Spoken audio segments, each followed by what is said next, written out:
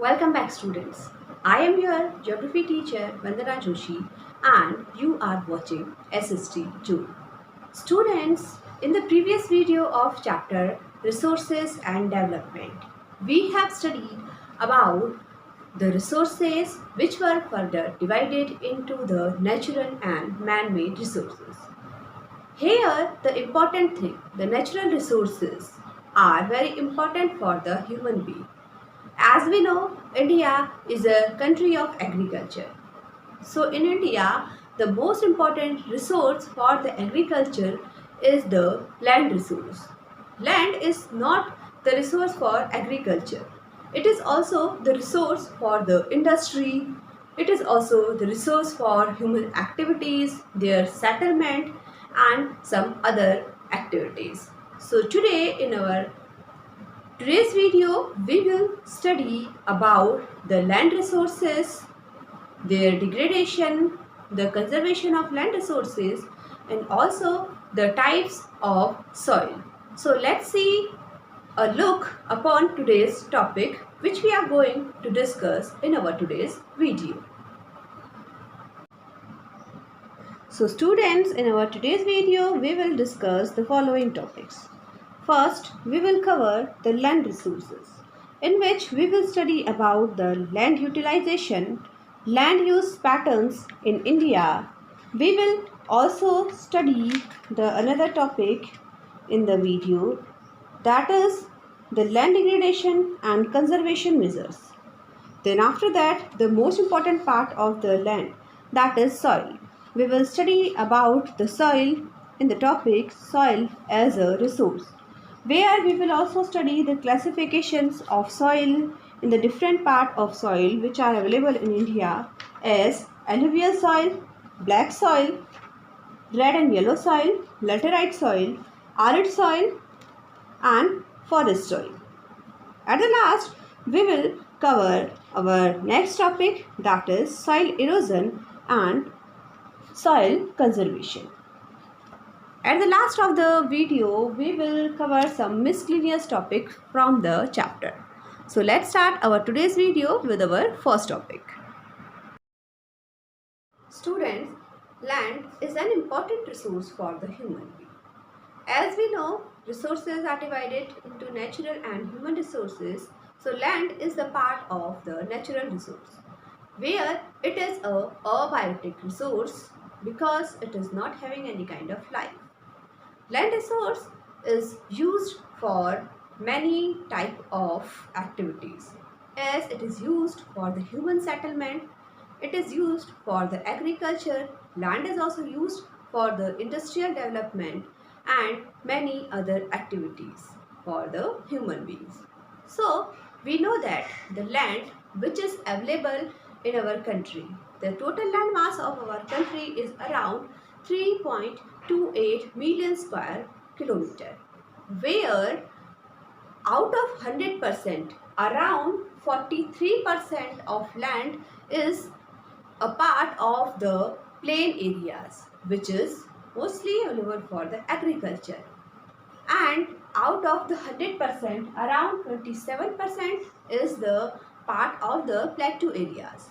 And rest of the 30% of the land is for the mountain area, which is covered with the dense forest. Especially it is available in the northern and eastern area. Here now we will see what is the utilization of the land resources in the different ways. Here, under the topic land utilization, the land resources used for many purposes, out of which we are having the 5 types. First, the land, as we know that 30% of the land is covered with the forest. So first use of the land is for the forest. In the second, the land not available for the cultivation, where we can include the land which is available for the buildings, roads, factories and non-agricultural activities, where we can include some industries. Even in that portion, we can include the wasteland or the barren land which is not used for any type of work, or we can say that part of land is useless. Then after that, in the third one portion, we can include other uncultivated land, excluding the fallow land, where we know that few are the permanent pastures and grazing land for the animals, and the land under miscellaneous trees, crops, groves, in which we are not including the net sown areas. Then few land are also for the cultivable wasteland, which is left uncultivated for more than 5 agricultural year, that is coming under the cultivable wasteland. Now the fallow lands, where one is the current fallow, which is left without cultivation for one or less than one agricultural year, and second is the other than current fallow, which is left uncultivated for the past 1 to 5 agricultural years. In the other hand, the fifth one part is the net sown area.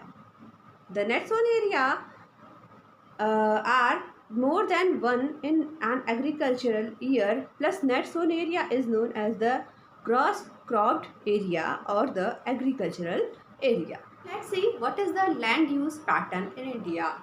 Means how the Indians are using the land which is available in India. We all know that around 3.28 million square kilometer is the total geographical area which is available in India, out of which only 93% of the total geographical area is used for a land resource.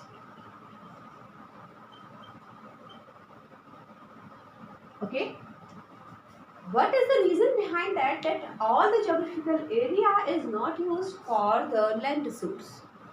The reason is behind that there are few factors.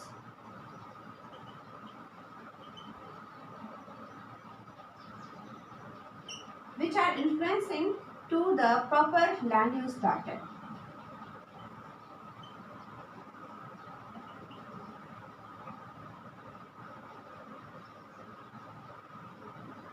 And these factors are only the responsible factor due to which the use of land resource is uneven. Use of land resource is uneven. So now let's see what are the factors which are influencing to the proper land use pattern. We will see the factors which are influencing to the distribution of land and to use a proper land pattern in our country are the topography. Number one is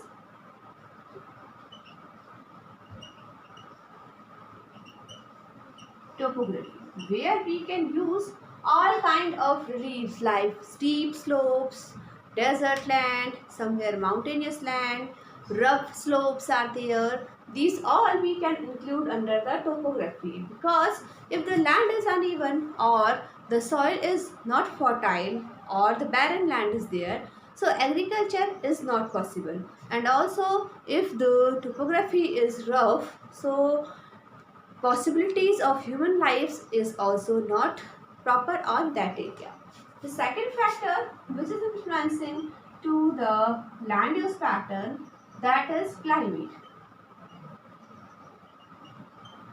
Climate means human beings always prefer to the moderate climatic condition where they can survive easily, and also the areas which are having some climatic condition like harsh climatic condition which are not suitable for the human life, that is also responsible to live on that area or to do a kind of settlement on that area. So without the settlement, the land is untouched, due to which the land is not used for any purpose.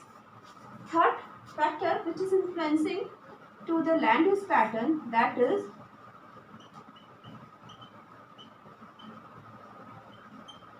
availability of water, in which we can include the river flow, the freshwater availability and other resources, because the agriculture is the most important activity for the Indians. So if the water availability is not there, so we can say a proper agriculture is not possible on that area. Even if a water availability is not there, so human settlement will not be there, and that is the reason due to which few part of land are barren. Next factor which is influencing to the land use pattern, that is the type of soil.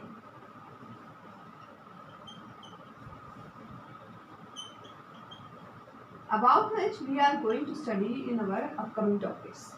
Type of soil, we know that there is a different kind of soils are available in our country, in which we can include the alluvial soil, black soil, laterite soil, black and red soil, and some desert soil, which is also known as the arid soil. Many type of soils are there, and all type of soils are not fertile. Even the particular soil is also preferring to a particular crop. Like the black soil is specially is for the cotton, and other type of crops which can be grown in the alluvial soil are not possible to grow in the black soil. Same like that, the different type of soils are having some speciality, as well as they are having some unspecific matters, due to which many type of agriculture is not possible on that land. So these are few factors which are influencing to the land use pattern. Now students, to understand the land use pattern, just refer to a figure which is available in your book in page number 6, figure number 1.4. Here there are few land use pattern of the different years, in which it is showing first one figure is of the general land use categories of 1960 to 61, and the second picture is showing the general land use category of 2008 and 2009. Here this is the source which is provided by the Ministry of Agriculture. Here we can see the different type of colors in a pie chart, where at the below you can see the different type of land use, where few is of forest, then barren and unculturable wasteland, then area under non-agricultural use, permanent pasture and grazing land, area under miscellaneous trees, crops and groves, and then culturable wasteland, fallow, other than cultural fallow, current fallow, and not sown area. Here, if you will see in the first picture,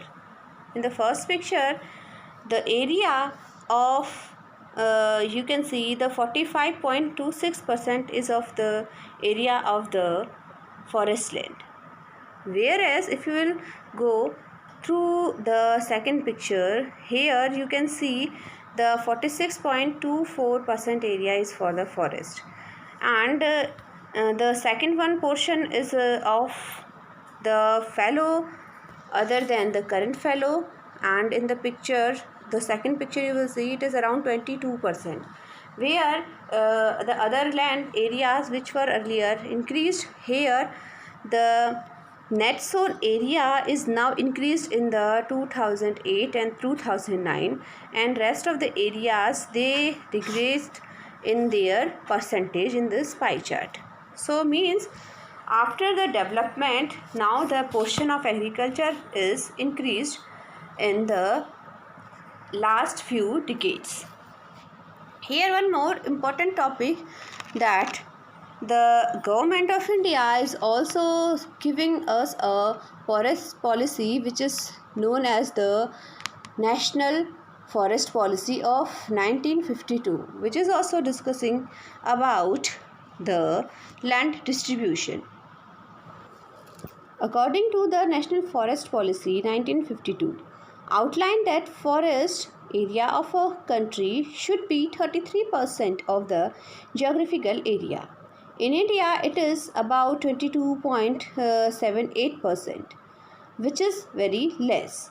So we have to increase that forest area to increase the development of the forest. And according to the forest policy, few more points have been discussed in that. That is, the forest protects the genetic diversity of plants and animals for better growth of species and breeding, and also are the primary production on which all other living organisms survive. So that it is necessary to conserve the forest under the National Forest Policy. Now let's move towards to the next topic. The next topic is about the land degradation and conservation measures. As we know, land is an important resource. So how the quality of land should be degraded and how we can conserve it. So first of all, look at this pie chart which is available in your book as well in the figure number 1.5. It is showing the wasteland in 2000 about India. In this pie chart, around 56% of the land is wasted due to the water eroded area. Means the erosion done by the water. Second is the forest degraded area.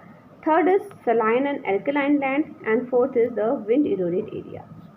So first we will go through the 56%.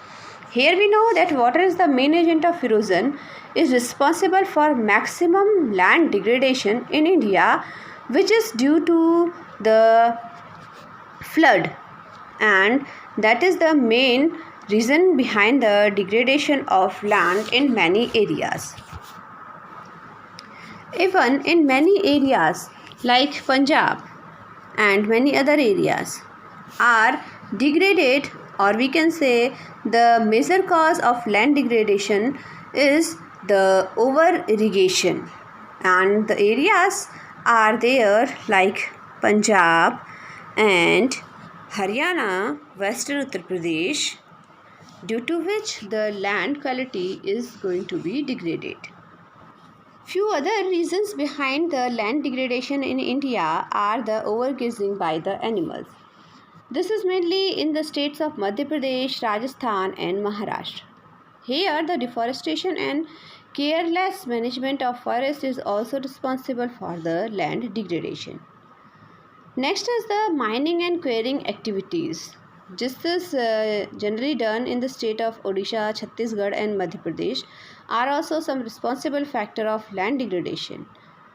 And if we want to conserve or how we can solve the problem of land degradation in our country, if we want to talk about that topic, there are many measures which can be taken to conserve the land degradation. So how we conserve the land resources?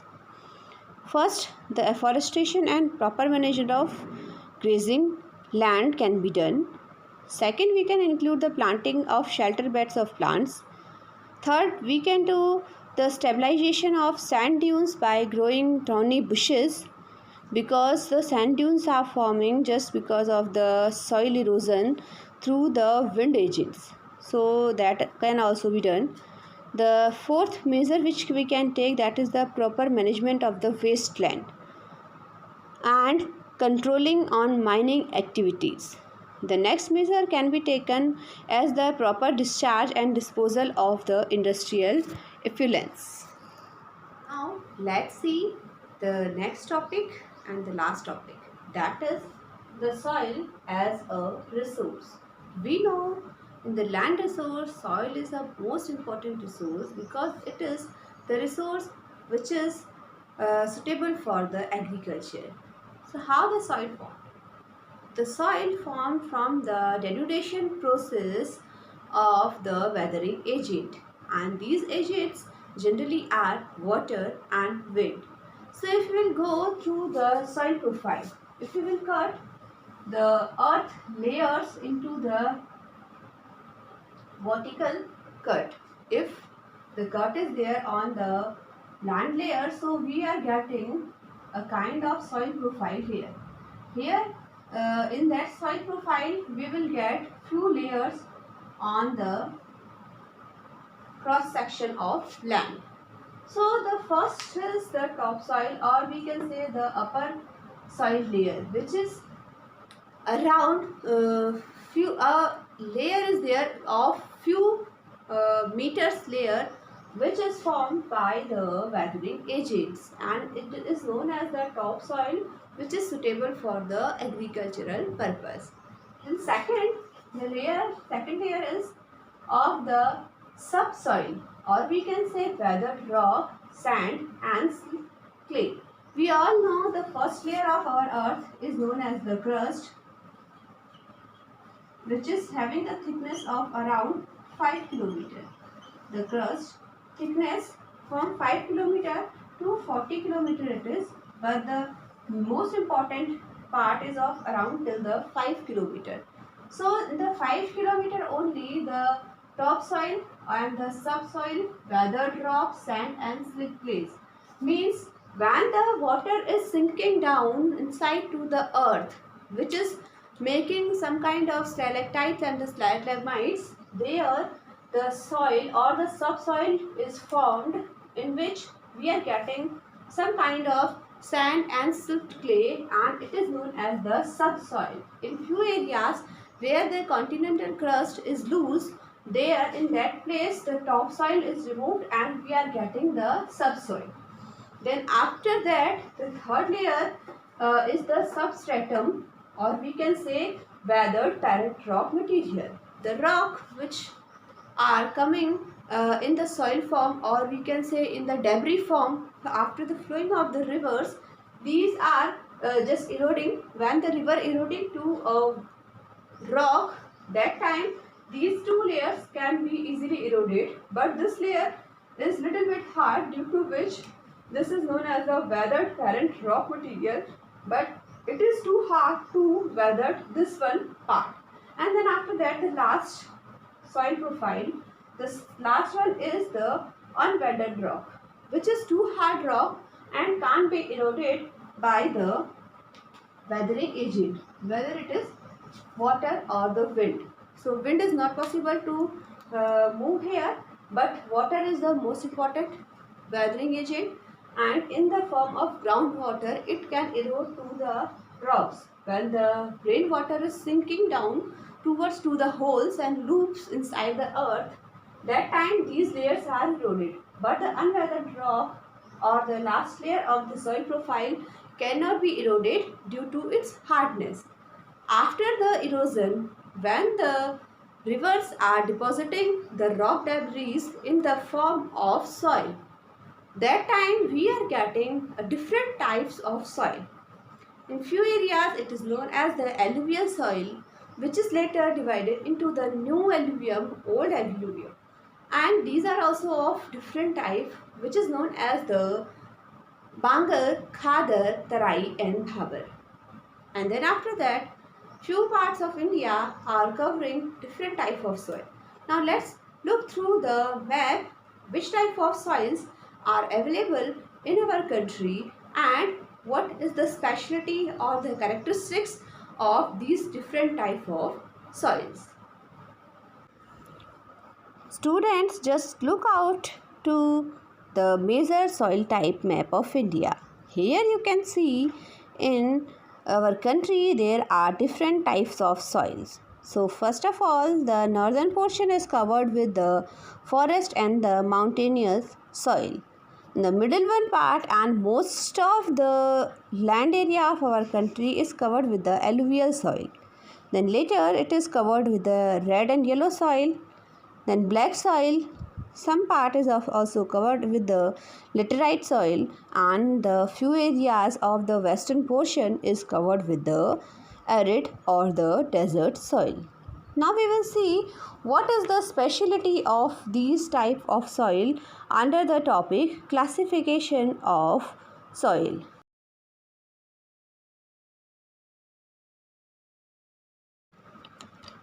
The most important type of soil is the alluvial soil. It is a transported soil and formed when the river deposits its load as it flows from the upper to the lower course. And it is the most important soil for the agriculture, and it is rich with the minerals, especially in the potash. This soil covered the most widespread area of the country, which is around 8 lakh square kilometer from Punjab to Assam. We can say the entire northern plain.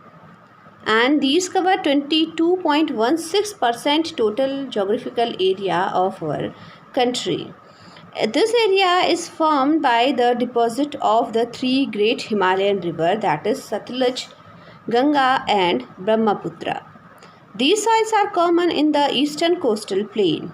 Even this is also available in few areas of Mahanadi, Godavari, Krishna and their deltas. It's a deep and fertile soil and also of different types, that is known as the Khadar soil and the Bangar soil. The Bangar soil is also known as the older alluvium, whereas the Khadar soil is the finer and new alluvium deposited in floodplains. The next important type of soil is the black soil. Black soil are mainly found over the Deccan lava tract, or we can say the Deccan Trap, including Maharashtra, Madhya Pradesh, Gujarat and Andhra Pradesh. These soils are found in river valleys of Narmada, Tapi, Godavari and Krishna. These soils have been formed due to weathering of lava rocks and are covering around 5 lakh square kilometer of the total area. And it is also rich in the lime, iron, magnesia and aluminium. But these soils are in lack of phosphorus, nitrogen and organic matter. It is also known as the Regur soil, and these soils are more suitable for the cotton cultivation and are known as the black cotton soil as well. These soils are compared with the Chernozem soil of Russia and prairie soils of USA, and these soil can easily hold the water and suitable for wheat, jar, sugarcane, tobacco and oil seed as well. Next type of soil is the red and yellow type of soil, which is basically found in the Chota Nagpur Plateau, Telangana, Nilgiris, Tamil Nadu, Karnataka, Andhra Pradesh and areas of the Deccan Plateau. These soils have been formed due to decomposition of underlying igneous rocks under heavy rainfall and are having the red and yellow color due to the oxidation and diffusion of iron in hard crystalline rocks. It is suitable for the cultivation of millet, pulses, linseed, tobacco, etc. And these soils cover the largest area in the peninsular India, particularly the southeast part of the peninsula. These soils are poor in lime, nitrogen and humus. Fertilizers are added to make this soil fertile. The next important type of soil is the laterite soil. Laterite soils are found on the highland areas of the plateau. These are found in Karnataka, Kerala, Tamil Nadu and hilly regions of Assam. Rajmahal Hills and Chota Nagpur Plateau are also few areas where we are getting the laterite soil. Due to the monsoonal climate, means the wet and dry seasonal alternate occurring, there is the leaching of soil due to heavy rain. It washes away the silica contained in the soil, and these are shallow, acidic and less fertile soil. The lowland laterite soils are useful for cultivation of food grains and other crops. The upland laterites are thin, porous and infertile. These soils are poor in nitrogen and lime, but rich in iron. So these are suitable for the plantation of crops like tea, rubber, coffee, etc. Here few area around 2 lakh square kilometer area of our country is covered with the arid soil. Arid soil means the desert soil. Rajasthan, Gujarat, Punjab, Haryana. Few areas are covered with the desert soil and these are suitable for the cultivation of jar, bajra, cotton, etc. The next type of soil is the mountainous soil. These soils are mostly thin and infertile and including the peat and meadow and forest hill soil. These are stony soils which are coarse and infertile. Tea soils found in the dune valleys are suitable for tea cultivation, and it is also found in the volcanic soil or the mountain slope areas. Now let's see what is soil erosion and how we can conserve the soil. The degradation of fertility in soil is known as the soil erosion. The soil degradation can be defined as the decline in soil fertility when the nutrition states decline and depth of soil goes down due to erosion and misuse. Soil degradation is the main factor leading to the depleting soil resources base in India. The degree of soil degradation varies from place to place according to the topography, wind velocity, and amount of the rainfall. The removal of soil by running water and wind is known as the soil erosion, and due to which the various activities of man such as deforestation, overgrazing, and the irrational methods are also there, due to which the soil is going to be degraded or the soil erosion can be done. There are few ways of soil erosion in which we can include the sheet erosion and the gully erosion. Sheet erosion, it takes place on the gentle slope where rainwater removal the soil in rather uniform thin layer, whereas the gully erosion takes place on the steep slopes where the running water cuts easily into the soil and form deep channels and converts the land into bedland. Then what is the safety measures through which we can conserve the soil as a resource? As the soil is an important resource, so its conservation is necessary. It may be conserved by adopting few methods. So the methods can be included like afforestation, reforestation, and checking of blind deforestation. We can also check the overgrazing in the pastures and the land areas, and terracing the hill slope before cultivation is also a useful measure through which we can conserve the soil through erosion. Adopting the contour plugging is also can be a method through which we can conserve the soil, in which what we can do, we can include tiling or plugging hillside or sloping lands among the contour lines, that is around rather than up and down a slope, mainly with a view to conserving soil and water, and that is known as the contour plugging. Out of that, we can also construct the bund across the slopes, and the stripes cropping in dry areas to conserve the subsoil moisture is also a measure can be taken against the conservation of soil. So students, here the chapter Resources and Development is complete. Here we have studied in our today's video about the land resources, and out of the land resources we have studied about the soil resources and the conservation of soil resources. Here the chapter is complete. At the last of the video I will provide you few miscellaneous topics which will be helpful to you to cover some small topics in the book. At the last of the video I will also provide you few questions which are related to the topic. You can answer all these questions in the comment box. In the next video, we will study a new chapter in geography, and for that, don't forget to watch SST June.